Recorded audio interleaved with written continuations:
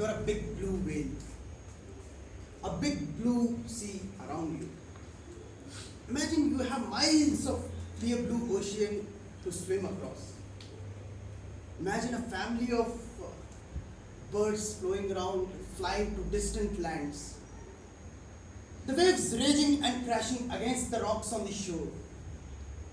Imagine the sun rising in the east, hinting at a warm, clear day ahead. Now imagine that you are a lonely big blue whale, alone in a big blue sea, miles of ocean around you and nothingness. Alone in a big blue sea, basking in the warmth of the sunrise. Alone in a big blue sea with no friends to swim to distant shores. And alone in a big blue sea, shedding your salty tears into a saltier sea. Gentlemen, ladies, fellow Toastmasters, a very good evening. Now what is but a figment of imagination to you and me is but a reality, a fact of one big blue whale out there in the Pacific. Biologically, big blue whales can hear anywhere in the pitch between 10 hertz to 39 hertz, meaning anything below 10 hertz or anything below 39 hertz, above 39 hertz is simply inaudible to the whales. But this particular whale that we are speaking, this particular whale, the subject of my speech today, it emits its joys, it emits its cries at a frequency of 52 hertz. A biological error, an accident of nature. Meaning this particular whale will never be heard by one of its own kind. Never. So this particular whale is destined to be lonely forever. So the way I look at it, there are two aspects to this one. The first, a philosophical side. There are days. You sit in a pub on a Friday evening and yet you're lost to the crowd around you. You're physically present but your mind is lost somewhere. There are days you're sitting amidst a storm but without a hint of breeze around you. So there's a big blue lonely whale inside each one of us, inside me, inside you, inside every one of us. The second fact that pertains is quite an inspiring one. Now this particular big blue whale, the researchers discovered this anomaly of nature in 1980s. They discovered this sound in 1980s and blue whales can live for centuries. And every now and then, every few years, this sound is discovered again and again. Meaning this particular whale is a survivor.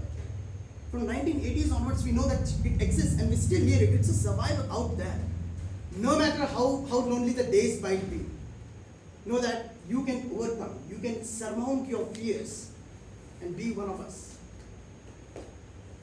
Now, fellow Toastmasters, imagine that you are a retired war veteran. Imagine that you have been through death, bloodshed, wars and battles and been home as a retired soldier. How do you forget all your comrades dead? You are the only one from your generation. How do you forget all those battles, those bullets, those gunshots, those blasts? Everyone around you is dead. You have seen your comrades fall to ground, bleed to death. Every morning you wake up from a nightmare. You can feel the coppery smell of blood. You can feel the sticky touch of blood because you have been through a lifetime of deaths. Then how do you live? There are two choices.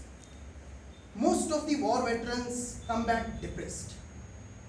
So they spend all their lives depressed in a watering hole, trying to forget, trying to create an illusion that this life is beautiful, trying to forget the past they had. So how do you live through that? You can either find a watering hole, find an illusion that this life is beautiful, whatever past, it did not exist. Or two, you can stand saluting for hours together in a freedom parade.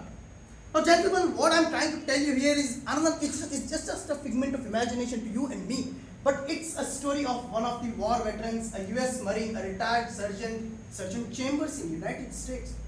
Now Sergeant Chambers is a war veteran. He's been through battles, through decades of wars and bloodshed. All his comrades dead. Now this gentleman, like most of the war veterans, could have chosen a watering hole and drunk to death. Or be depressed outside the civilization, forgetting how human beings live and die. But he chooses. He made a choice. He made a gallant choice now.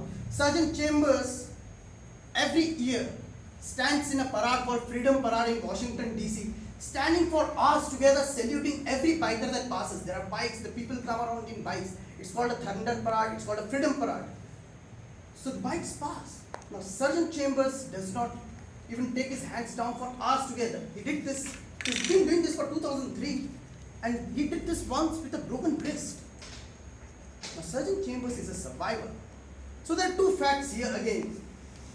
My friends, you can choose to not accept reality. If you have been through a haunting past, each one of us, you can accept it or you can beat it back. So fellow Toastmasters, there's a lonely wail in each one of you. Do not be depressed that no one hears you, whatever you express. Believe that there is someone out there higher than your own species who understands you. There is a battle running in each one of us. A battle running in each one of us. In you, in me, in us, in everyone. So believe. Don't give in to depression. There's a Sergeant Chambers, a war veteran in each one of us. Stand up against it. Surmount your fears. Inspire the next generation. For what they say, that he is but truly lonely who gives in to his fears. He is but truly lonely who has lost all hopes. And as long as there is a fellow human being standing next to you, you're not lonely, my friends. You can do it. You got me, I got you, we got us. Thank you. Over to you, Toastmaster Suresh.